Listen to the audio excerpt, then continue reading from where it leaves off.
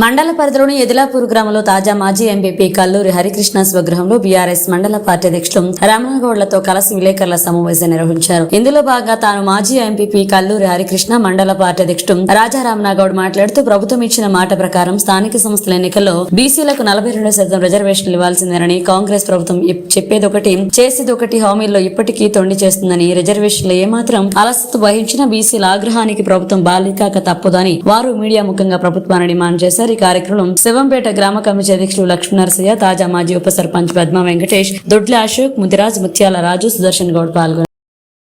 2 అయింది 3 అయింది. మరి ముఖ్యమంత్రి గారి ద్వారా శుభవార్త వింటమేమో. మరి తెలంగాణ రాష్ట్రం అంతా కూడా మరి ఆయన ఇచ్చినటువంటి మాట మీద నిలబడేటట్టున్నాడు ముఖ్యమంత్రి గారు అని చెప్పేసి అందరు కూడా టీవీల కళ్ళ టీవీల ముందట పెట్టి చూడడం జరిగింది. మళ్ళీ ఆయనకు ఉన్నటువంటి వ్యతిరేక పద్ధతి, బీసీలను మరి అణిచివేసేటువంటి ధోరణిలో ఉన్నటువంటి రేవంత్ రెడ్డి గారు, నేను అక్కడ డిక్లరేషన్లో చెప్పింది వాస్తవమే కానీ రాజ్యాంగ విరుద్ధం అది అని నాకు ఇప్పుడు తెలిసింది. నాకు గతంలో రాజ్యాంగం కోసం తెలియదు, మరి సుప్రీంకోర్టు కోసం తెలియదు. నేనేదో ఇష్టం వచ్చినట్టు నేను ఆడ మాట్లాడినా. ఈరోజు కూడా నేను చెప్తున్నా, వచ్చేటప్పుడు మా పిసిసి అధ్యక్షుడిని అడిగించిన, ఒక అసెంబ్లీకి పిసిసి అధ్యక్షుడిని ఒక కొలమానంగా పెట్టడం ఎంత విడ్డూరం అంటే, అది ఒక అసెంబ్లీని పూర్తి ఒక గాంధీ భవన్గా మార్చడం జరిగింది. అడిగొచ్చిన 42% మా వల్ల కాదు.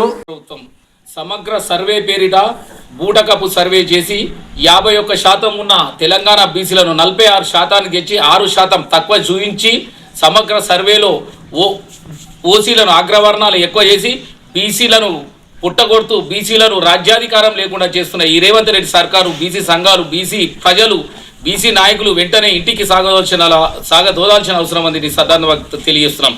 అంతేకాకుండా రేవంత్ రెడ్డి గారు బీసీలను మరోసారి మోసం చేస్తున్నాడు.